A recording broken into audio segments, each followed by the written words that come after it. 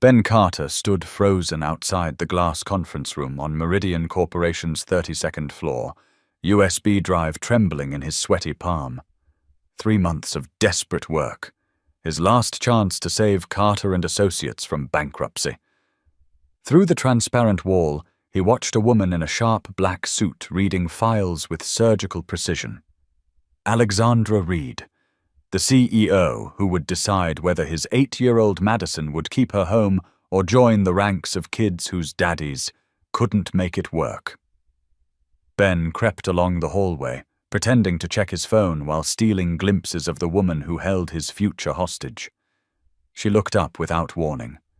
Piercing blue eyes locked onto his like a sniper finding her target. Ben's body turned to stone. She rose with calculated grace, walked to the door, opened it with deliberate slowness.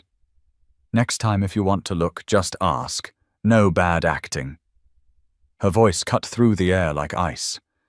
Ben stood there, stunned and crimson-faced, as those penetrating eyes seemed to strip away every defense he'd built since becoming a widowed father.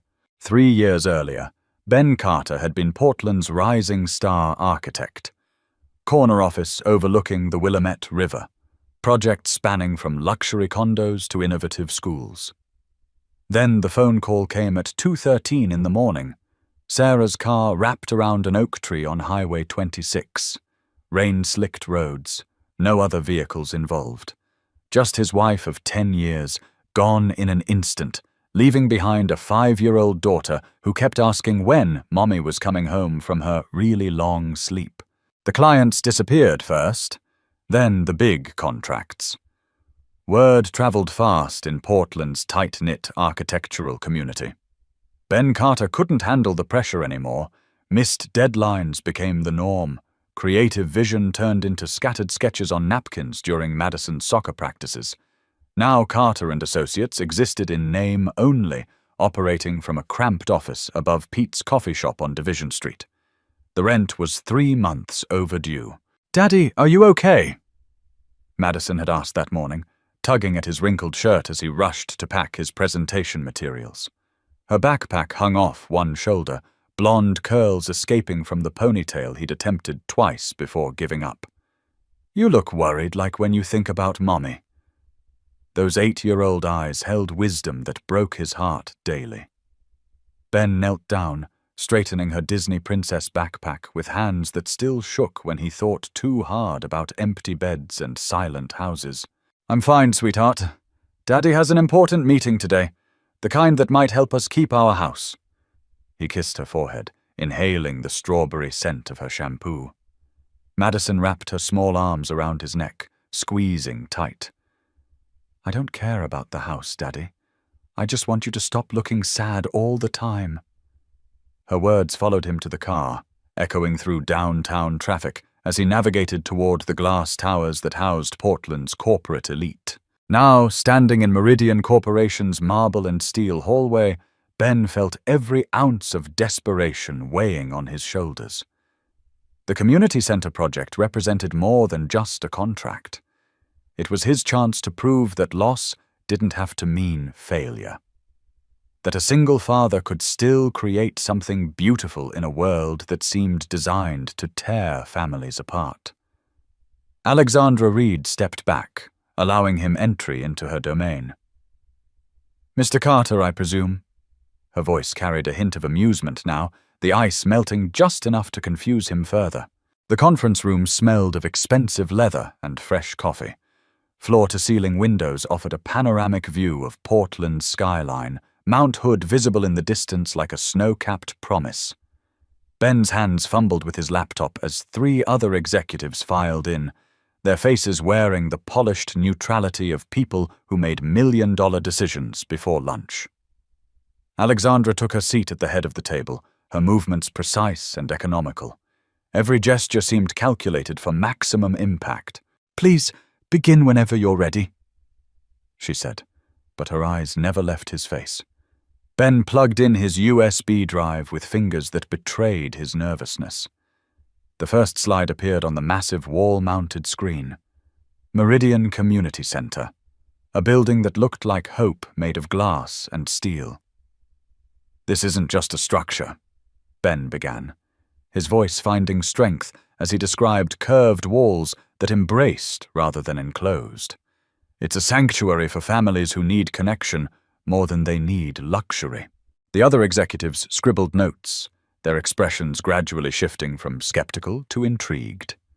Ben spoke about natural light flowing through reading nooks where single mothers could find respite, while their children played safely nearby. About workshop spaces where fathers could teach their sons woodworking, while daughters learned coding in adjacent tech labs. His voice grew steadier with each detail, passion overriding panic as he painted pictures of community rising from architectural innovation. The playground section incorporates sensory elements for children with special needs. Ben continued, clicking to a slide showing adaptive swings and textured pathways. Because every child deserves to feel included, regardless of their circumstances or abilities. He caught Alexandra's eye as she leaned forward slightly, her pen frozen above her notepad. Something flickered across her face. Recognition, perhaps, or understanding that went deeper than professional interest. The presentation lasted 43 minutes. When Ben finished, silence stretched across the room like a held breath. The other executives exchanged glances, their body language suggesting approval mixed with surprise. This wasn't the desperate pitch they'd expected from a failing architecture firm. This was vision backed by genuine understanding of what communities actually needed. Alexandra closed her notebook with a soft snap that seemed to echo off the glass walls. "Thank you, Mr. Carter. That was illuminating." She stood, prompting the others to follow suit. "We'll have our decision by Monday morning." The dismissal was polite but firm. As the executives filed out, Alexandra lingered, her blue eyes studying Ben with an intensity that made his skin prickle. "Your daughter," she said suddenly. "You mentioned her in your presentation. What's her name?" The question caught Ben off guard, too personal for a business meeting. "Madison," he replied, unsure why this information mattered to the CEO of a major corporation. "She's 8. Goes to Lincoln Elementary." Alexandra's expression shifted almost imperceptibly, like clouds passing across a clear sky. "Madison Carter," she repeated, as if testing the name on her tongue. "Does she happen to enjoy origami?" The question was so unexpected that Ben's brain stuttered trying to process it. How could Alexandra Reed possibly know about his daughter's latest hobby? Yes, actually. She's been obsessed with paper cranes lately. Learned from a new friend at school. Ben's confusion must have been written across his face because Alexandra's lips curved into something that wasn't quite a smile. "Children make the most interesting connections," she said, gathering her materials with deliberate precision. "Sometimes they see possibilities that adults miss entirely." The comment felt loaded with meaning Ben couldn't decode. Walking toward the elevator, Ben replayed every moment of their interaction. Something about Alexandra's demeanor suggested this meeting meant more than just business. The way she'd asked about Madison, the flicker of recognition in her eyes. It felt like pieces of a puzzle he couldn't quite solve. His phone buzzed as the elevator doors opened. A text from Madison's teacher. "Madison and her new friend Sophie presented their joint origami project today. Beautiful work from both girls." The name hit Ben like a physical blow. Sophie. He'd heard that name whispered excitedly during Madison's bedtime stories for the past 2 weeks. "Sophie's really smart, Daddy, and she understands about missing people." Madison had said that just 3 nights ago, her voice carrying the weight of recognition that only children who'd experienced loss could share. Ben's finger hovered over his phone screen, pieces clicking into place with startling clarity. That evening, Madison bounced through their front door with more energy than Ben had seen in months. "Daddy, guess what? Sophie invited me to her house for a sleepover this weekend." She dropped her backpack on the hardwood floor of their modest craftsman home, the sound echoing through rooms that still felt too empty despite 3 years of adaptation. "Her mom said yes, but I have to ask you first, because she wants to make sure all the parents are comfortable with arrangements." Ben knelt down to Madison's eye level, studying her animated expression. "Tell me about Sophie's mom, sweetheart. What does she do for work?"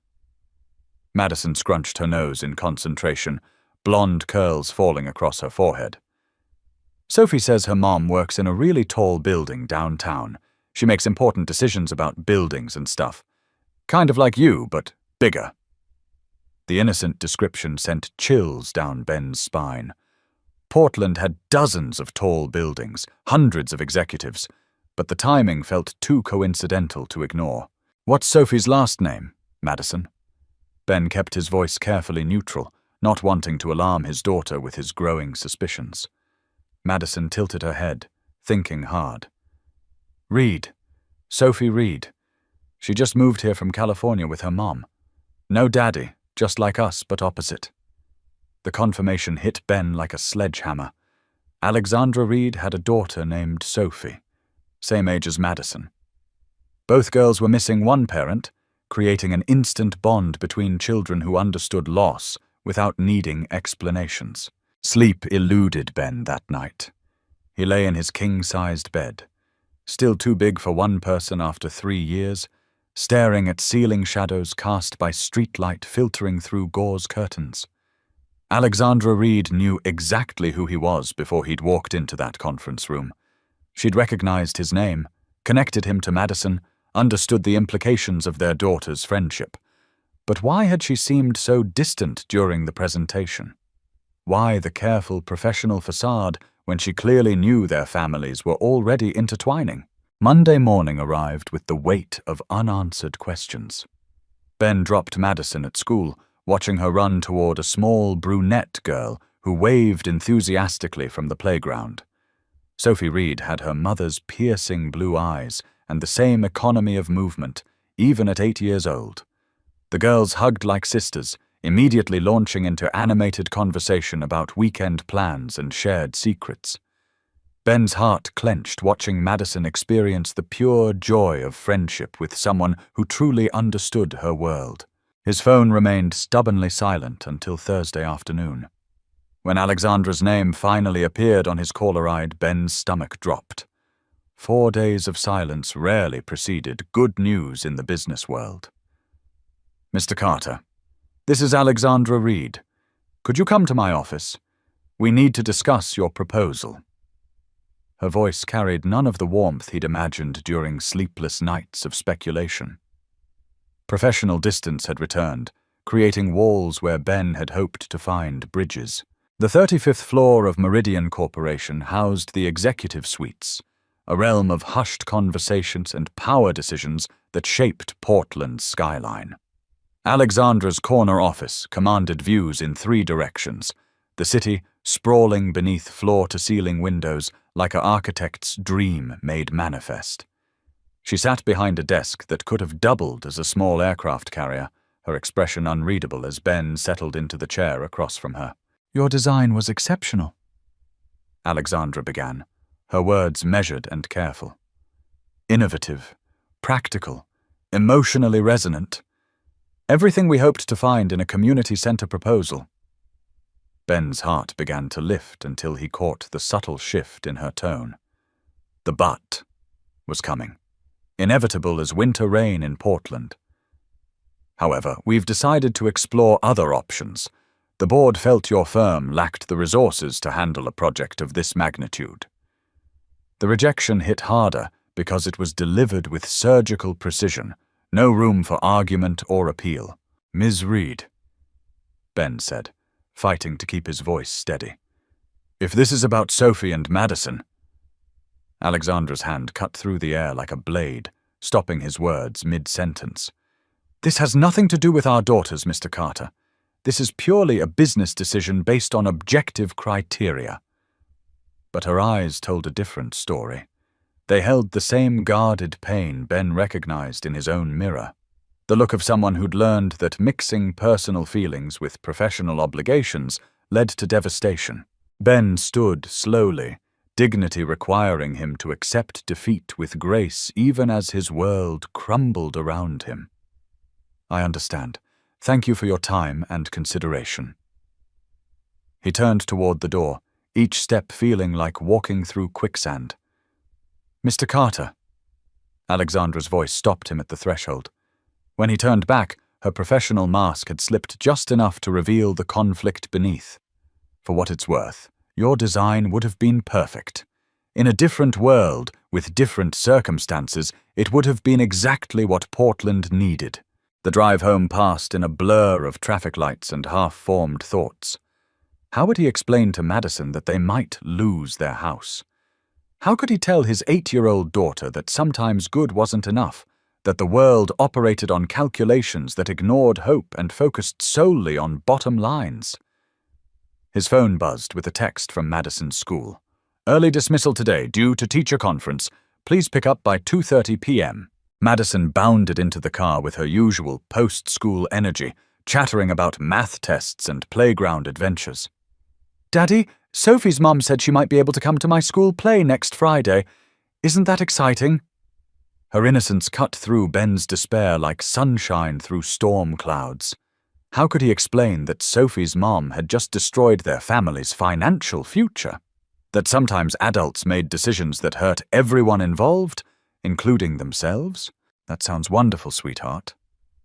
Ben managed, his voice steadier than he felt. Madison buckled her seatbelt, humming a tune she'd learned in music class. "Sophie's been sad lately, though.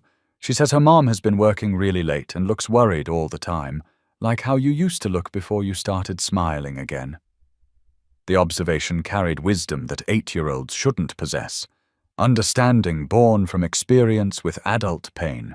Friday evening brought Madison's school play, a production about community helpers that showcased third-grade enthusiasm over theatrical skill. Ben sat in the front row of Lincoln Elementary's multi-purpose room, surrounded by other parents wielding phones like paparazzi capturing Oscar moments.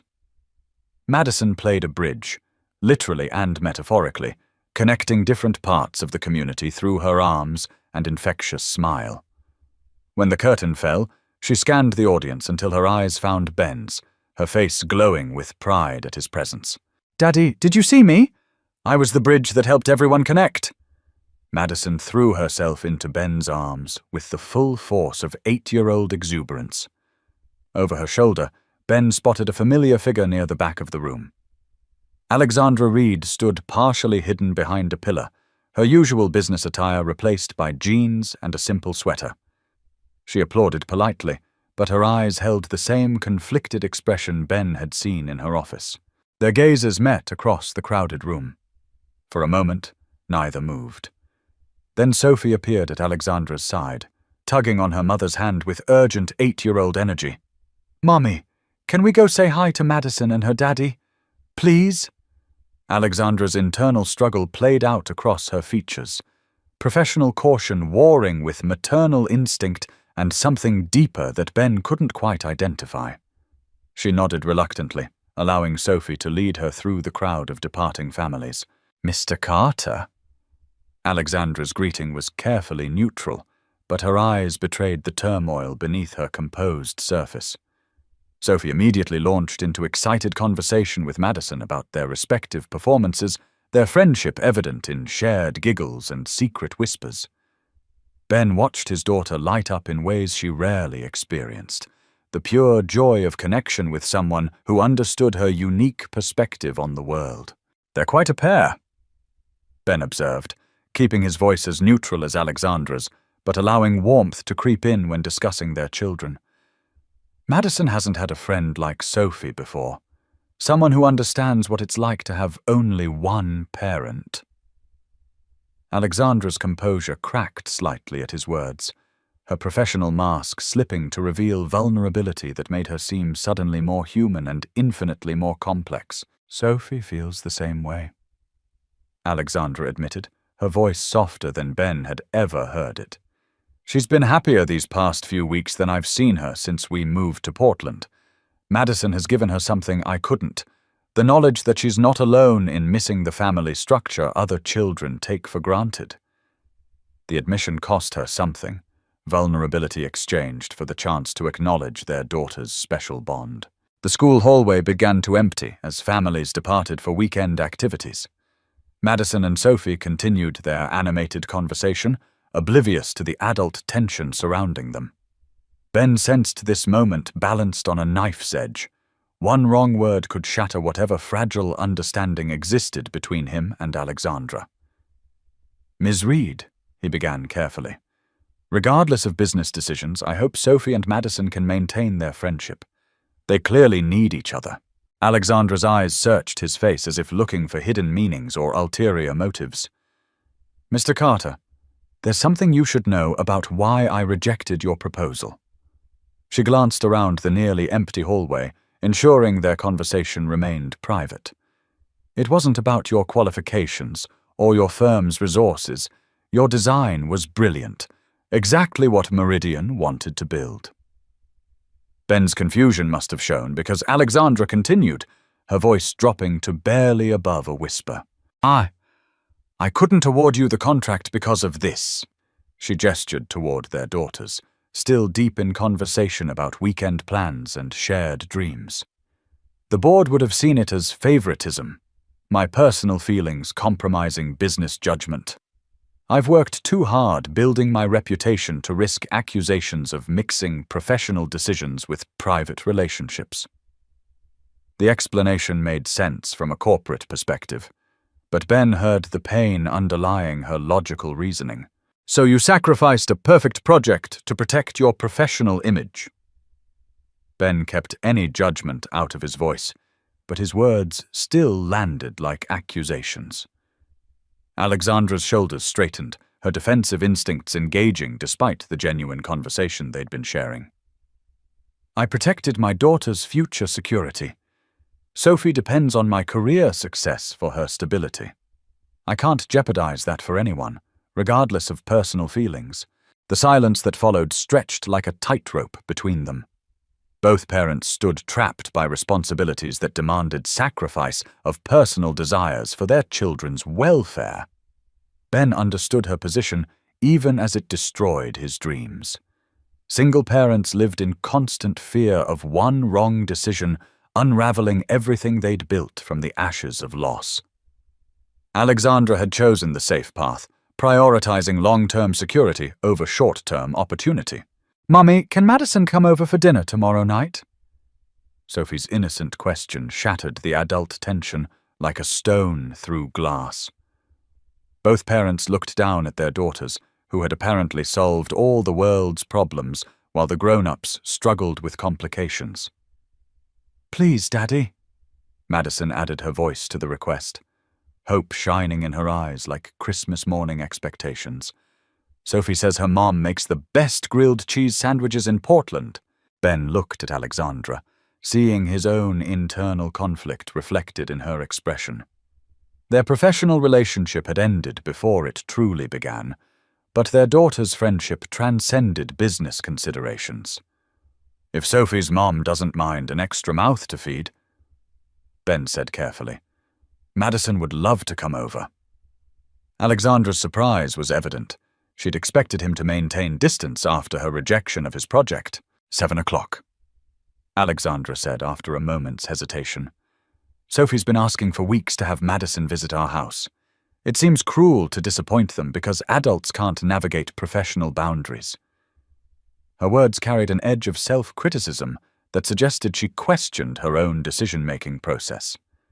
Ben nodded, understanding that this dinner invitation represented an olive branch extended across the wreckage of missed opportunities. Saturday evening arrived with the kind of Pacific Northwest drizzle that made Portland feel like a watercolor painting left in the rain. Ben and Madison drove through tree-lined streets in the West Hills, ascending toward addresses that spoke of success and security. Alexandra's house materialized through the mist like something from a magazine spread.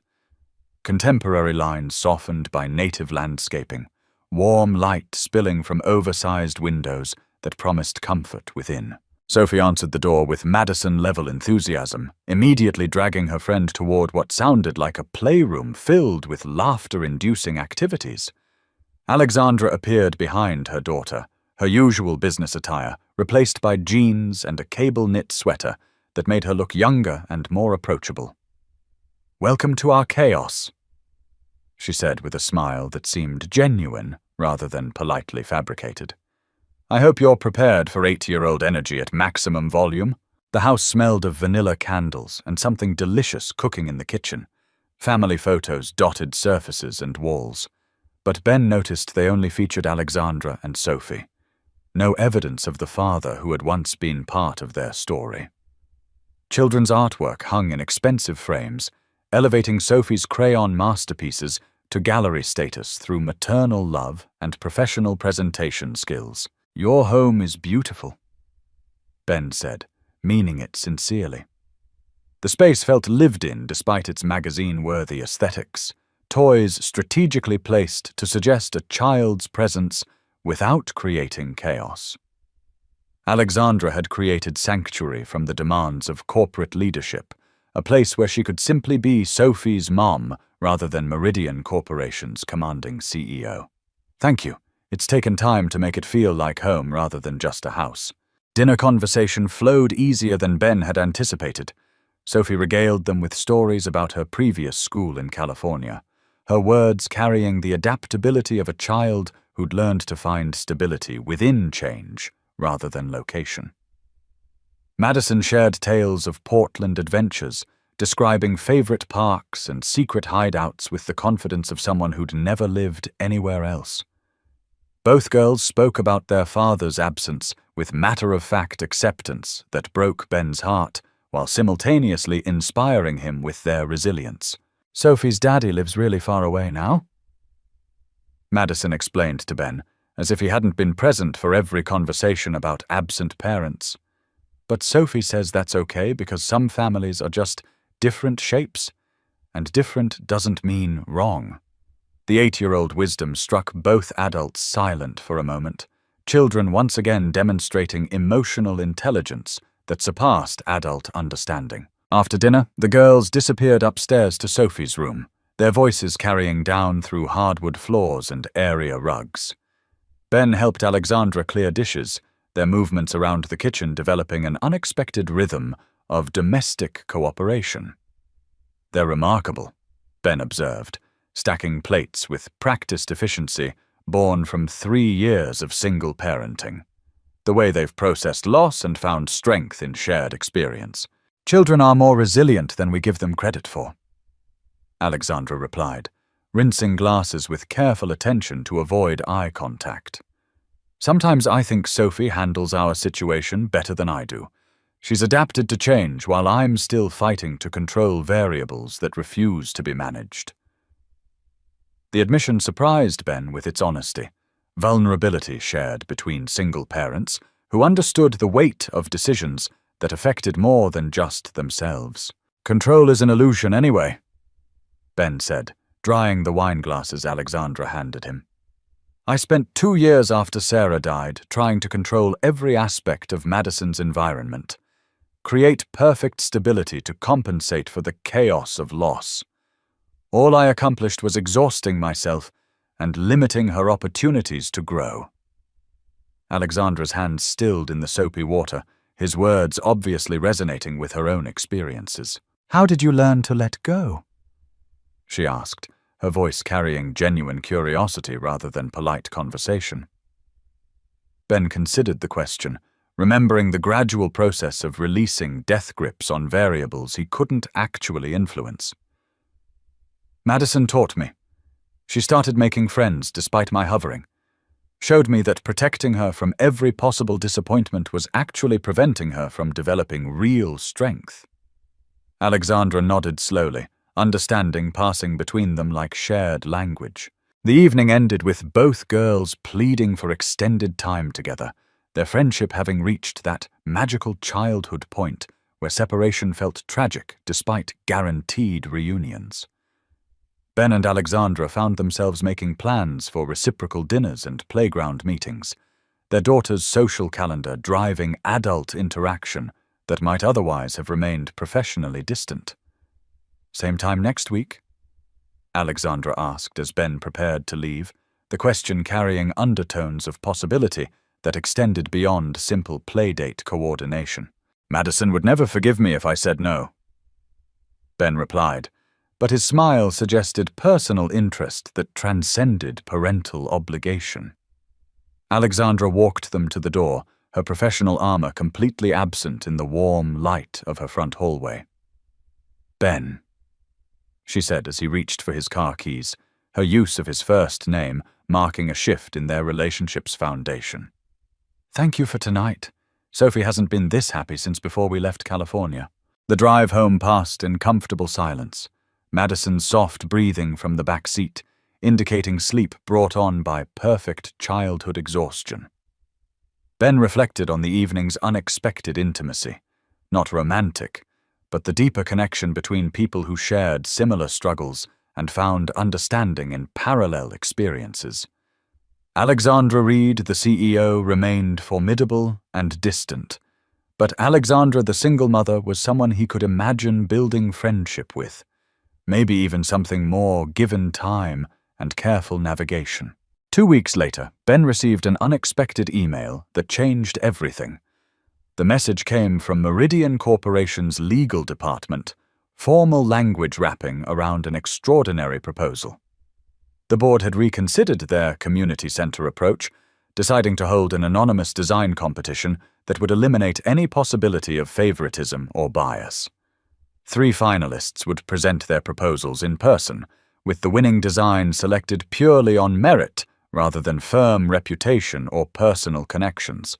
Ben read the email 3 times before its implications fully registered. Alexandra had found a way to give him another chance while protecting herself from accusations of professional impropriety. An anonymous competition leveled the playing field, allowing his design to compete on its actual merits rather than his firm's limited resources. Whether he won or lost would depend entirely on the quality of his work, removing personal relationships from the equation while preserving the opportunity for excellence to triumph. The competition deadline was 6 weeks away. Ben threw himself into refining his original design, incorporating new elements inspired by watching Madison and Sophie's friendship develop.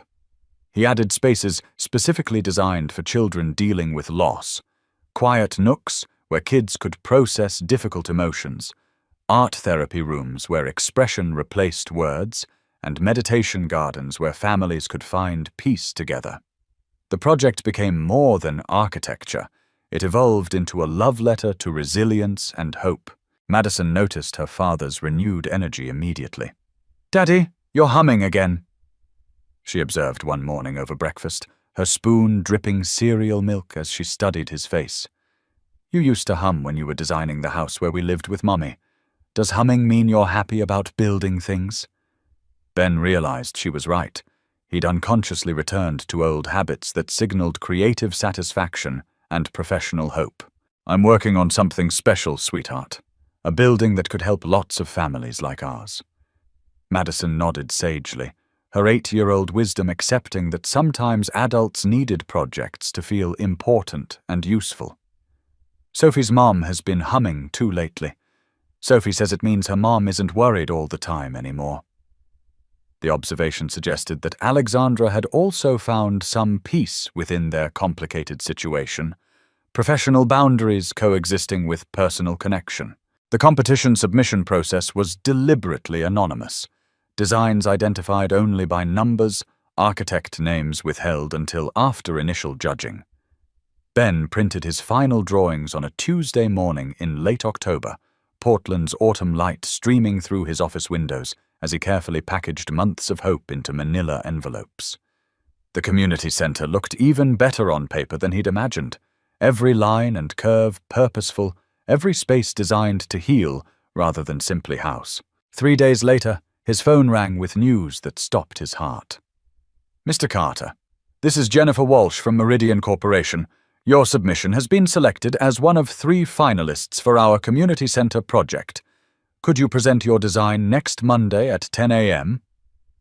Ben's hand trembled as he wrote down the details, hardly daring to believe that his second chance had survived the first round of elimination. Madison's excitement when he shared the news rivaled Christmas morning enthusiasm. "Daddy, does this mean we might not have to move?" Her question reminded Ben of everything riding on Monday's presentation, not just professional validation, but his daughter's sense of security and home. "It means I have another chance, sweetheart. Whether I win or lose, I'm proud of what I created." Madison hugged him fiercely, her small arms conveying more faith than Ben felt capable of deserving. Monday morning arrived with typical Portland weather, rain mixed with hope, clouds threatening to clear or storm with equal probability. Ben dressed in his best suit, the one he'd worn to Sarah's funeral and Madison's first school play, fabric holding memories of both grief and joy. His presentation materials felt heavier than their actual weight, the portfolio containing not just architectural drawings but dreams made manifest through careful planning and desperate hope.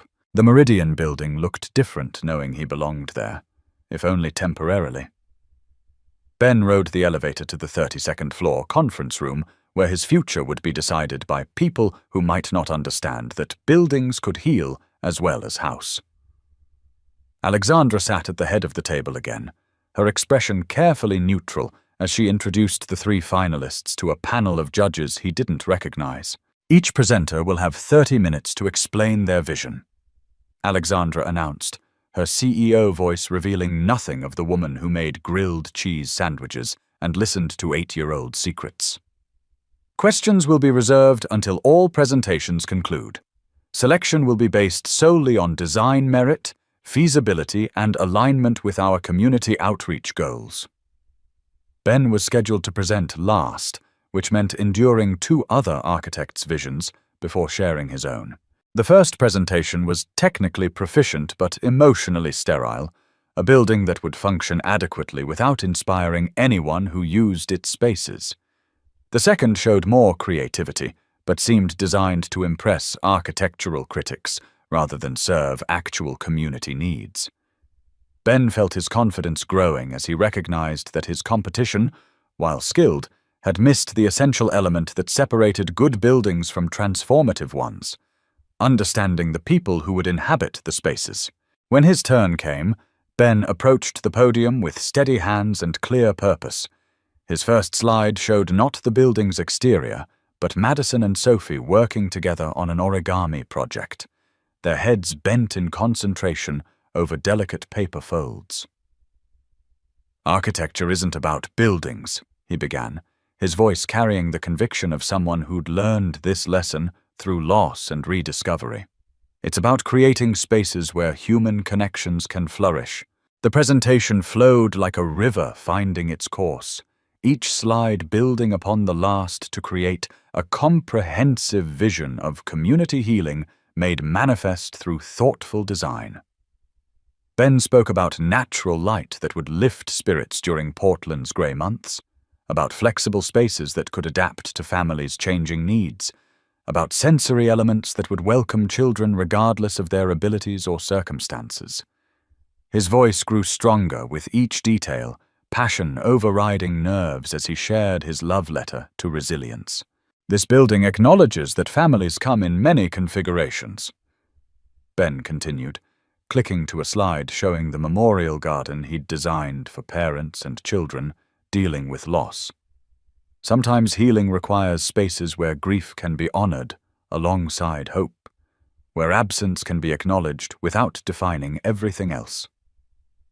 He caught Alexandra's eye as he spoke about the playground designed for children missing parents, seeing recognition flicker across her carefully composed features.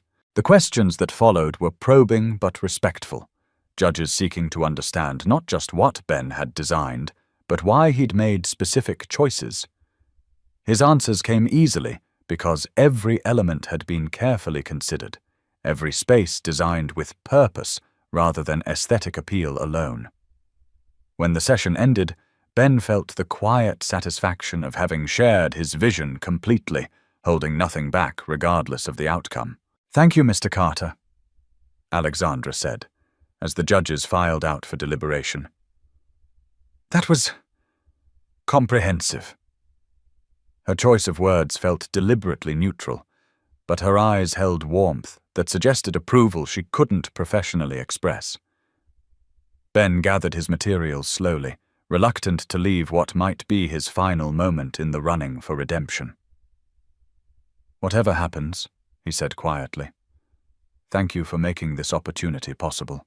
The deliberation lasted 47 minutes, long enough for Ben to question every word of his presentation, but short enough to suggest the judges had reached clear consensus. When they filed back into the conference room, their expressions revealed nothing about the decision they'd reached. Ben's stomach clenched as Alexandra stood to deliver their verdict, his entire future balanced on whatever words came next. The panel was unanimous in their selection. Alexandra began, her CEO voice carrying formal weight that made Ben's heart hammer against his ribs. "The winning design demonstrates not only technical excellence, but genuine understanding of community needs. Meridian Corporation is pleased to award the community center contract to—" She paused, her eyes finding Ben's across the conference table. "Carter and Associates."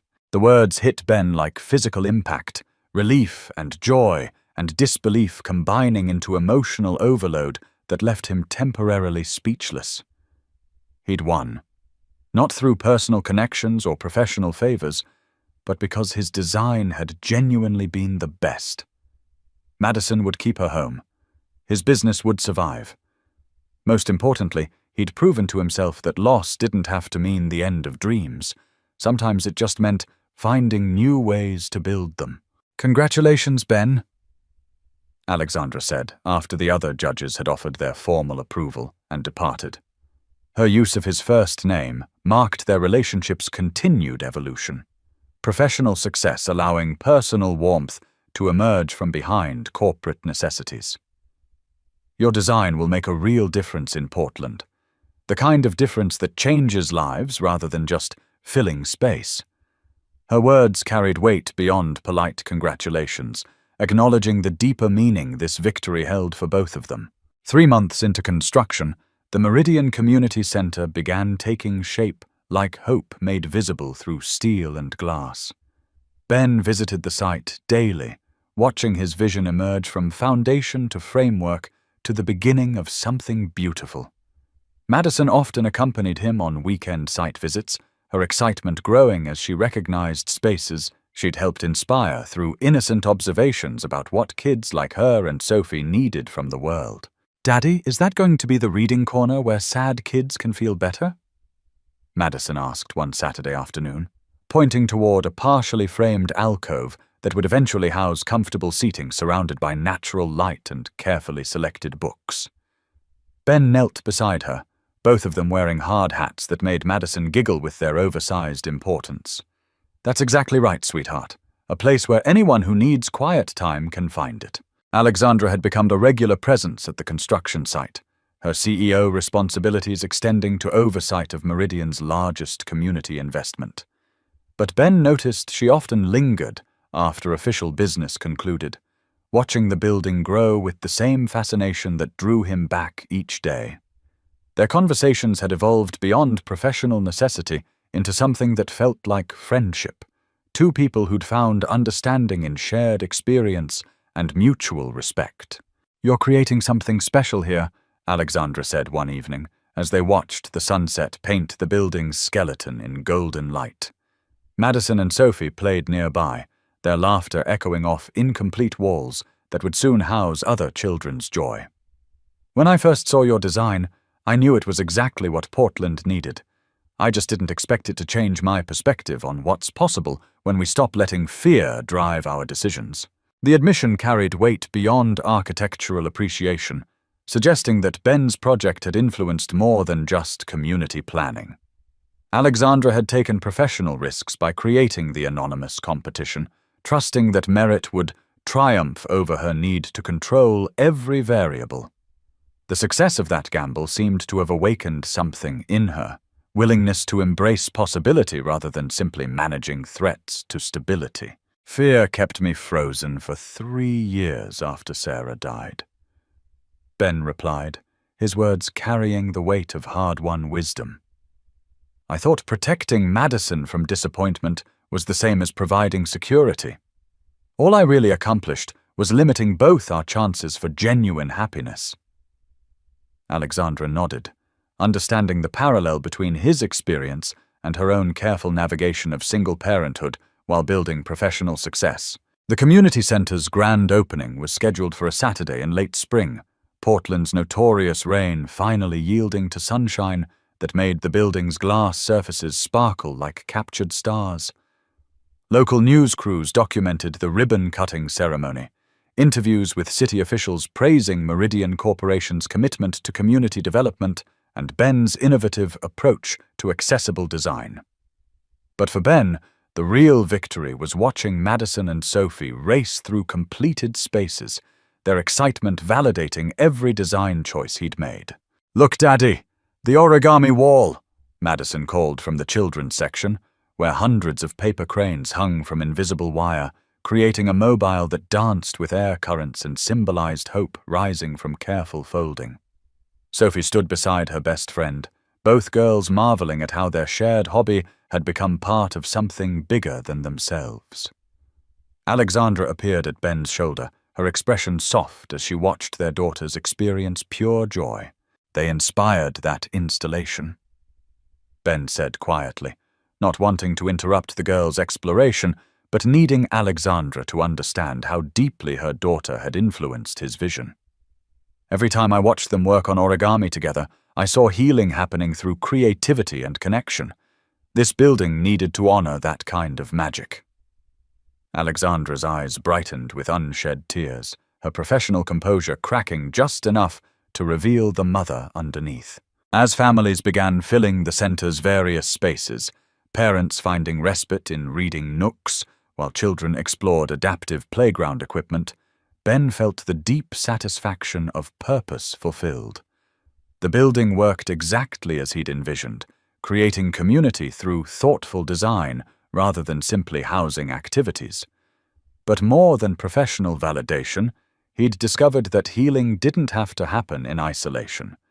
Sometimes the best recovery occurred through connection with others who understood loss and chose hope anyway. "Ben?" Alexandra said as the opening day celebration wound down, exhausted families gathering children for the journey home to dinner and bedtime stories. "I owe you an apology." Her words surprised him, formal acknowledgement of something he'd already forgiven and forgotten. "You don't owe me anything, Alex. You found a way to give me a fair chance while protecting your professional integrity. That took courage I'm not sure I would have had. I almost let fear cost us all something beautiful," she continued, her voice carrying the weight of recognition that decisions made from anxiety rarely produced optimal outcomes. "This building, our friendship, the girls' bond, I could have destroyed all of it by prioritizing imaginary threats over real possibilities." Ben understood her regret, but also recognized the growth it represented. Courage learned through experience, rather than inherited through genetics. 6 months later, Ben stood in his renovated office space, no longer cramped quarters above Pete's coffee shop, but professional headquarters befitting Portland's newest architectural success story. Projects lined up monthly now, word spreading about the architect who designed spaces that healed rather than simply housed. But success felt different than he'd expected, more meaningful because it included connection and community rather than individual achievement alone. Madison burst through his office door with her usual 8-year-old energy, now almost 9, and growing into the confident, compassionate person Sarah would have been proud to see. "Daddy, Sophie's mom wants to know if we can go to the coast this weekend. She found a house we can rent right on the beach." Her excitement was infectious, the casual way she referenced Sophie's mom, suggesting Alexandra had become family rather than simply her best friend's parent. "Did Sophie's mom mention who we includes?" Ben asked, though he suspected he knew the answer. Over the past months, their families had gradually merged social calendars, weekend activities, naturally including both girls and both parents. What had begun as children's friendship had evolved into something deeper, not quite romance, but partnership built on mutual respect and shared understanding of life's complexities. "All of us, silly. Sophie and me and you and her mom, like a real family vacation." Madison's words carried innocent wisdom about the family structures that existed beyond traditional definitions. She and Sophie had created their own version of sisterhood, while Ben and Alexandra had developed partnership that honored both friendship and the possibility of something more, given time and careful nurturing. That evening, as Ben tucked Madison into bed, she surprised him with a question that revealed how closely she'd been observing the adults in her life. "Daddy, do you think Sophie's mom might want to be part of our family someday? Like how some of my friends have step-parents who help with homework and come to school plays?" Her hope was carefully contained. 8-year-old wisdom, understanding that adult relationships required patience and couldn't be rushed through childhood enthusiasm. "Would you like that, sweetheart?" Ben asked, genuinely curious about his daughter's feelings regarding the woman who'd become such an important presence in their lives. Madison considered the question with the seriousness she applied to all significant decisions, her expression thoughtful in the dim light of her bedside lamp. "I think Sophie needs a daddy, and I think her mom needs someone who understands about missing people. You're really good at helping when people are sad." The beach house weekend arrived with perfect Pacific Northwest weather, sunshine mixed with ocean breeze, waves gentle enough for children to splash safely, while adults watched from chairs planted in warm sand. Ben and Alexandra had grown comfortable with domestic partnership, sharing cooking duties and parenting responsibilities with the ease of people who'd learned to trust each other completely. Madison and Sophie treated the vacation like an extension of home, their friendship having reached that magical point where separation was unthinkable. "This feels like what I always imagined family vacations should be," Alexandra said, as they watched the girls build elaborate sand castles that would disappear with the next tide. Relaxed, happy, uncomplicated. She'd changed since that first conference room meeting, professional armor replaced by genuine warmth and willingness to embrace uncertainty. Success had taught her that control was less important than connection, that calculated risks sometimes produced the most meaningful rewards. "Sarah and I used to plan vacations like this," Ben replied, his words carrying memory without the sharp edge of grief that once accompanied any mention of his late wife. She would have loved seeing Madison this happy, this confident. Alexandra reached for his hand, her fingers interlacing with his in a gesture that felt natural rather than forced. 3 years of healing had taught him that honoring the past didn't require rejecting the future. That night, after the girls fell asleep exhausted from sun and surf, Ben and Alexandra sat on the beach house deck, watching stars emerge over the Pacific Ocean. The conversation that followed changed everything, not through dramatic declarations, but through quiet acknowledgement of feelings that had been growing steadily for months. "I never expected to find this," Alexandra said, her voice barely audible over the sound of waves. "Partnership without competition, understanding without judgment." "Neither did I," Ben admitted, his arm around her shoulders feeling like the most natural thing in the world. But Madison was right. Some families are just different shapes. Different doesn't mean wrong. They sat in comfortable silence, two people who'd learned that healing could happen together, that love didn't always announce itself with fireworks. Sometimes it arrived quietly, built through shared experience and mutual respect, growing strong enough to support whatever came next. A year later, Ben Carter stood in the same conference room where he'd first met Alexandra Reed, but this time he wasn't presenting architectural plans. Instead, he was watching Madison and Sophie practice their presentation for the community center's first annual origami exhibition, their friendship having inspired an art program that brought families together through creativity and shared purpose. The girls had grown closer than sisters, their bond forged through understanding that only children who'd navigated loss could share. "Are you nervous?"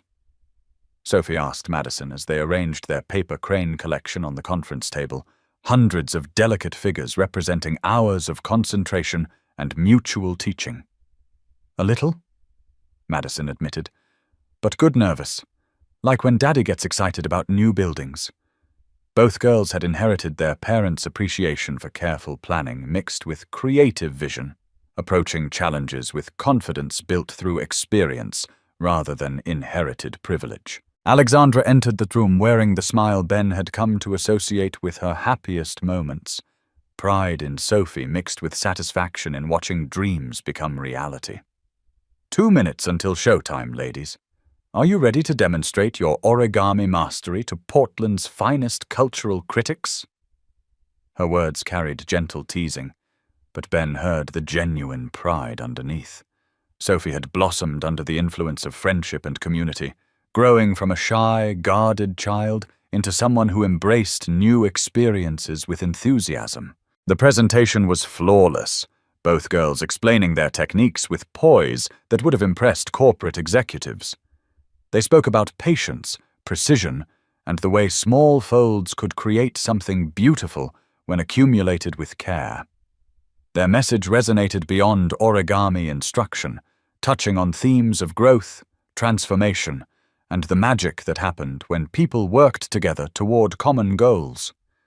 Ben felt his throat tighten, watching Madison command the room with confidence Sarah would have celebrated. Later, as the community center filled with families attending the exhibition opening, Ben reflected on everything that had changed since that first disastrous encounter outside Alexandra's conference room.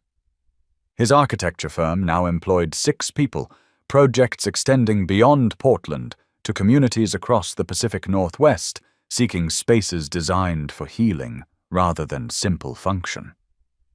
But professional success felt secondary to personal transformation. The discovery that families could be built as well as born, that love could grow from friendship when nurtured with patience and respect. "Penny for your thoughts," Alexandra said, appearing at his side with the quiet grace that had initially intimidated him, but now provided comfort.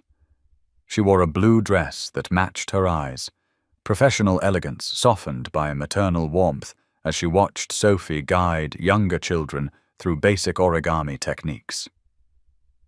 "Just thinking about how much has changed since I tried to spy on you through a conference room window," Ben replied, his words carrying amazement at the journey that had brought them to this moment. "You mean since you demonstrated the worst surveillance skills in corporate history?" Alexandra's teasing held affection rather than mockery, their shared history now source of humor rather than embarrassment. "I knew immediately you were watching me. The question was whether you were nervous about the presentation or trying to figure out if I was as intimidating as my reputation suggested." Ben laughed, remembering his terror at being caught staring and the way her unexpected warmth had gradually replaced professional distance. As the evening wound down, families gathering tired children for the journey home to dinner and bedtime routines, Ben found himself standing exactly where his new life had begun, outside a conference room where desperate hope had met unexpected possibility. But instead of clutching presentation materials with sweaty palms, he held Alexandra's hand while Madison and Sophie argued good-naturedly about whose origami techniques were more advanced.